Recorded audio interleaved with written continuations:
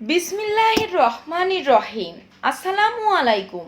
আমি রাইহানা ফেরদৌস, সহকারী শিক্ষক, greenfield school and college, Mirpur, Dhaka. এখন আমি বিডি এডুকেশন টুডে চ্যানেলের পক্ষ থেকে সপ্তম শ্রেণীর বাংলাদেশ ও বিশ্ব পরিচয় বিষয়টি নিয়ে আলোচনা করব। প্রিয় শিক্ষার্থীরা, আশা করছি তোমরা সকলেই ভালো আছো।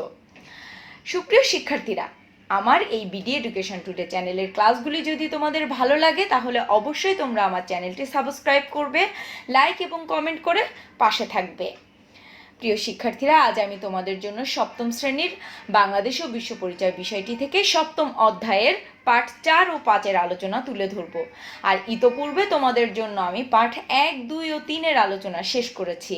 তোমরা যদি আমার এই পূর্ববর্তী ক্লাসগুলি কেউ দেখে না থাকো তাহলে আমি পূর্ববর্তী 3টি পাঠের ক্লাসের লিঙ্কগুলো ডিসক্রিপশন বক্সে দিয়ে দিব, তোমরা পূর্ববর্তী ক্লাসগুলো দেখে নিবে।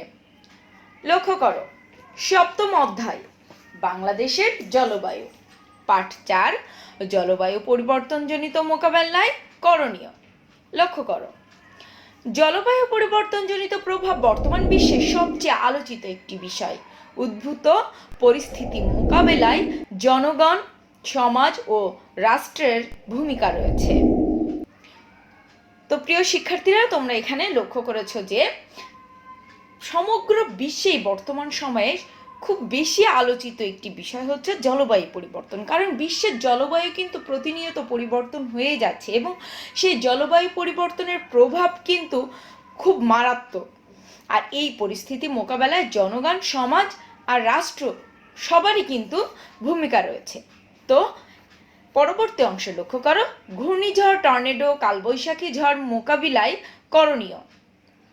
ক, আবহাওয়া অফিস থেকে প্রচারিত পূর্বাভাস ও সতর্কবার্তা মেনে চলা। খ, বাড়ির আশেপাশে গাছ লাগানো। গ, গ্রিনহাউস গ্যাস উদ্গীরণ নিয়ন্ত্রণ করা। তাহলে এখানে লক্ষ্য করেছো যে তোমরা ঘূর্ণিঝড়, টর্নেডো, কালবৈশাখী ঝড় মোকাবেলায় 3টি করণীয় তোমরা এই অংশে জানতে পেরেছো। আবহাওয়া বিভাগ থেকে যে বিভিন্ন দুর্যোগ মোকাবেলায় যে পূর্বাভাস বা সতর্কবার্তা দেওয়া হয় সেটা মেনে চলতে হবে। বাড়ির আশপাশে প্রচুর পরিমাণে গাছ লাগাতে হবে। সর্বোপরি গ্রিনহাউস গ্যাসের উদ্গীরণটা নিয়ন্ত্রণে আনতে হবে। এরপরে লক্ষ্য করো, বন্যা পরিস্থিতি মোকাবেলায় করণীয়। ক, বাঁধ নির্মাণ করা। খ, ঘরবাড়ির ভিটে উঁচু করা। গ, নদী খননের ব্যবস্থা করা। অর্থাৎ শিক্ষার্থীরা, এই অংশটিতে তোমরা লক্ষ্য করো যে বন্যা পরিস্থিতি মোকাবেলায় এখানে বলা হয়েছে যে খুব ভালো মানের বাঁধ নির্মাণ করতে হবে। বাঁধ কিন্তু শুধু নির্মাণ করলেই নয়, কারণ আমরা যদি দুর্বল প্রকৃতির বাঁধ নির্মাণ করি বা পরিকল্পিত বাঁধ নির্মাণ না করি তাহলে কিন্তু সেই বাঁধগুলো বন্যার পানিতে খুব সহজেই কিন্তু বাঁধ ভেঙে তোমার বিভিন্ন এলাকা প্লাবিত করবে। তারপরে ঘরবাড়ির ভিটে উঁচু করা, অর্থাৎ উঁচু করে ঘরবাড়ির ভিতটা উঁচু করে তৈরি করতে হবে যাতে বন্যা পানি ঢুকলেও সেটা ঘরের মধ্যে যেতে না পারে। এরপরে সর্বশেষ বলা হচ্ছে নদী খননের ব্যবস্থা করা। পলি দ্বারা কিন্তু নদীর তলদেশগুলো কিন্তু প্রতিনিয়তই ভরাট হতে থাকে, আর বন্যা নিয়ন্ত্রণ করতে গেলে অবশ্যই নদী খনন করতে হবে। এরপরে লক্ষ্য করো, খরা পরিস্থিতি মোকাবিলায় করণীয়। ক, পর্যাপ্ত বনায়ন করা। খ, ভূগর্ভস্থ পানির স্তর পরীক্ষা করে মাটির নিচ থেকে পানি উত্তোলন বন্ধ করা। শিক্ষার্থীরা, তাহলে এই অংশটিতে তোমরা জানতে পারছো যে খরা পরিস্থিতি মোকাবেলায় গাছ লাগানোর কোনো বিকল্প নেই, অর্থাৎ পর্যাপ্ত হারে বনায়ন করতে হবে। সেটা সরকারি উদ্যোগে এবং সামাজিক উদ্যোগে বা ব্যক্তিগত উদ্যোগে। আর খতে বলা হচ্ছে যে ভূগর্ভস্থ যে পানির স্তর সেটা পরীক্ষা করেই মাটির নিচ থেকে পানি উত্তোলন বন্ধ করতে হবে। এরপর লক্ষ্য করো, নদী ভাঙন পরিস্থিতি মোকাবিলায় করণীয়। ক, নদীর পাড়ে গাছ লাগানো। খ, নদীর পাড় সংরক্ষণ করা। গ, নিয়মিত নদী খননের ব্যবস্থা করা। শিক্ষার্থীরা, এই অংশটিতে নদী ভাঙনের পরিস্থিতি মোকাবেলায় করণীয়গুলো তোমরা জানলে। সেটার হচ্ছে প্রথম ধাপে বলা হয়েছে নদীর পাড়ে প্রচুর পরিমাণে গাছ লাগাতে হবে, আর নদীর পাড় যাতে ভেঙে না যায়, কারণ যখন নদীর ঢেউ এসে নদীর পাড়ে ধাক্কা দেয় তখন কিন্তু নদীর পাড় ভাঙতে থাকে। সেজন্য পরিকল্পিত উপায়ে নদীর পাড় সংরক্ষণের ব্যবস্থা করতে হবে, আর নিয়মিত নদী খননের ব্যবস্থা করতে হবে, কারণ পলি দ্বারা নদীর তলদেশ ভরাট হয়ে যায়। আর সে কারণেই নিয়মিত নদী খননের ব্যবস্থা যদি আমরা করতে পারি তাহলে অবশ্যই নদী ভাঙন পরিস্থিতি মোকাবিলা করা সম্ভব। শিক্ষার্থীরা, এর মাধ্যমেই পার্ট 4 এর আলোচনা শেষ হলো। এখন লক্ষ্য করো পার্ট 5, আর্থসামাজিক ক্ষেত্রে জলবায়ু পরিবর্তনের প্রভাব। কৃষি, শিল্প, স্বাস্থ্য, সামাজিক প্রভৃতি ক্ষেত্রে জলবায়ু পরিবর্তনের প্রভাব বাংলাদেশ বিশ্বের ঝুঁকিপূর্ণ দেশ হিসেবে বিবেচিত হয়।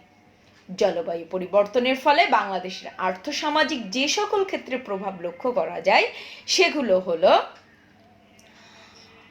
প্রথমেই দেখো কৃষি। জলবায়ু পরিবর্তনের কারণে ফসলের ব্যাপক ক্ষতি হয়। অধিক তাপমাত্রা ও বৃষ্টিপাতের জন্য দেশে আশানুরূপ ফসল ফলানো সম্ভব হয় না। কিছু এলাকায় বর্ষা মৌসুমে আগাম বন্যার কারণে এমনকি গভীর পানিতে উৎপাদনশীল ধানের আবাদও ক্ষতিগ্রস্ত হতে পারে। ফলে আউশ ধান ও পাট চাষের উপযোগী জমির পরিমাণ হ্রাস পায়।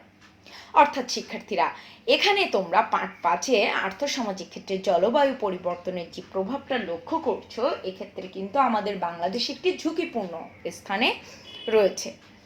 আর এই জলবায়ু পরিবর্তনের ফলে আমাদের দেশে আর্থসামাজিক বিভিন্ন ক্ষেত্রে কিন্তু ব্যাপক প্রভাব লক্ষ্য করা যায়। আর প্রথম ধাপে কৃষিতে এর প্রভাবটা খুব মারাত্মক, কারণ জলবায়ু পরিবর্তনের কারণে কিন্তু ফসলের ব্যাপক হারে ক্ষতি হয়। কারণ অধিক তাপমাত্রায়ও যেমন ফসলের ক্ষতি হয়, ঠিক তেমনি বৃষ্টিপাত না হওয়ার কারণেও কিন্তু আশানুরূপ ফসল ফলানো সম্ভব হয় না। আবার অনেক সময় দেখা যায় যে কিছু এলাকায় বর্ষা মৌসুমে আগাম বন্যার সৃষ্টি হয়, ফলে সেখানে গভীর পানিতে উৎপাদনশীল যে ধানের আবাদও কিন্তু ক্ষতিগ্রস্ত হয়ে যায়। ফলে আমাদের আউশ ধান আর পাট চাষের উপযোগী জমির পরিমাণ অনেকাংশে কমে যায়। এরপর লক্ষ্য করো মৎস্য সম্পদ। জলবায়ু পরিবর্তনের ফলে বাংলাদেশের মৎস্য সম্পদ 3 দিক থেকে ক্ষতির সম্মুখীন হয়, যেমন লবণাক্ততা, বন্যা ও উপকূলীয় জলোচ্ছ্বাস। লবণাক্ততা বৃদ্ধির কারণে স্বাদু পানির মৎস্য সম্পদ কমে যাবে। বন্যার কারণে নদী পুকুরের পাড় উপচে পানি জনবসতিতে প্রবেশ করলে মাছের বসবাসের স্থান ক্ষতিগ্রস্ত হয়। আর উপকূলীয় জলোচ্ছ্বাসে দেশের অভ্যন্তরে নদীসমূহে লবণাক্ততা বৃদ্ধি পায়। তো শিক্ষার্থীরা, এই অংশটিতে তোমরা মৎস্য সম্পদের ক্ষেত্রে জেনেছো যে মৎস্য সম্পদে 3 দিক থেকে ক্ষতি হয়। একটা হচ্ছে লবণাক্ততার জন্য, আরেকটা বন্যা, আরেকটা হচ্ছে উপকূলীয় জলোচ্ছ্বাস। কারণ লবণাক্ততা বৃদ্ধির কারণে কিন্তু স্বাদু পানির মৎস্য সম্পদ কমে যায়। আর বন্যার কারণে যখন নদী ও পুকুরের পানি উপচে জনবসতিতে প্রবেশ করে, তখন কিন্তু মাছের যে নির্দিষ্ট বসবাসের স্থান সেটি কিন্তু ক্ষতিগ্রস্ত হয়। আর উপকূলীয় জলোচ্ছ্বাসের ফলে আমাদের দেশের অভ্যন্তরীণ নদীসমূহে কিন্তু লবণাক্ত পানি ঢুকে পড়ে, ফলে লবণাক্ততা বৃদ্ধি পায়, যা মৎস্য সম্পদের জন্য মারাত্মক হুমকি স্বরূপ। এরপরে লক্ষ্য করো স্বাস্থ্য। জলবায়ু পরিবর্তনে উপকূলীয় নিম্ন অঞ্চল ক্রমবর্ধমান পানির কারণে স্বাস্থ্যসম্মত পয়ঃপ্রণালী ব্যবস্থা অচল হয়ে পড়ে।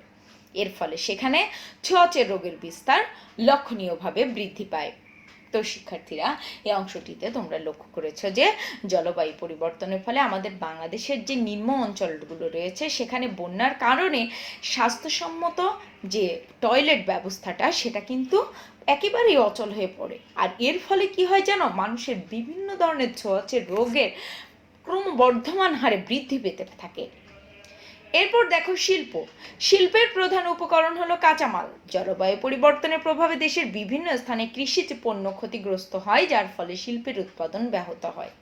হ্যাঁ শিক্ষার্থীরা, শিল্পের প্রধান উপকরণ কিন্তু কাঁচামাল, এটা তোমরা সবাই জানো। আর জলবায়ু পরিবর্তনের ফলে আমাদের দেশের বিভিন্ন স্থানে যে কৃষিজ উৎপাদনটা ব্যাহত হয়, এর ফলে কিন্তু আমরা আমাদের শিল্পের জন্য প্রয়োজনীয় কাঁচামালও পাই না, যার কারণে আমাদের শিল্পক্ষেত্রেই ক্ষতিগ্রস্ত হয়। সর্বশেষ পয়েন্টটি লক্ষ্য করো সামাজিক। জলবায়ু পরিবর্তনে দেশে বৃষ্টিপাতের পরিবর্তন লক্ষ্য করা যায়। স্বল্প সময়ে অধিক পরিমাণে বৃষ্টিপাত সংঘটিত হয়, বন্যা ও নদী ভাঙনের প্রবণতা বৃদ্ধি পায়। ফলে নগর ও গ্রামে উদ্বাস্তুর সংখ্যা বাড়ে এবং সামাজিক বিশৃঙ্খলা বিঘ্নিত হয়। তো শিক্ষার্থীরা, এই অংশটিতে তোমরা লক্ষ্য করছো যে জলবায়ু পরিবর্তনের ফলে যে বৃষ্টিপাতের পরিবর্তন লক্ষ্য করা যায়, সেক্ষেত্রে দেখা যায় যে আমাদের দেশে স্বল্প সময়ে বেশি পরিমাণে অর্থাৎ অল্প সময়ে বেশি পরিমাণে বৃষ্টিপাত সংঘটিত হয়, যার ফলে বন্যা দেখা দেয় বা নদী ভাঙনের প্রবণতাটাও কিন্তু বৃদ্ধি পায়। এর ফলে আমাদের শহর বা গ্রাম এলাকায় উদ্বাস্তুর সংখ্যা বাড়ে। আর এতে করে কি হয়, সামাজিক যে শৃঙ্খলাটা সেটা মারাত্মকভাবে বিঘ্ন ঘটে। শিক্ষার্থীরা, এরই মাধ্যমে পার্ট 5-এর আলোচনা আমি শেষ করছি। তোমরা আমার সম্পূর্ণ ক্লাসটি খুব ভালোভাবে দেখবে আর সেই সাথে সাথে তোমাদের পাঠ্য বইটিও অনুশীলন করবে। আজ এ পর্যন্তই। পরবর্তী ক্লাসগুলোতে আমি তোমাদের জন্য আরও নতুন নতুন অধ্যায় এবং সেই অধ্যায়গুলোর সৃজনশীল প্রশ্ন ও পাঠভিত্তিক আলোচনা তোমাদের জন্য তুলে ধরব। সকলকে ধন্যবাদ। আল্লাহ হাফেজ।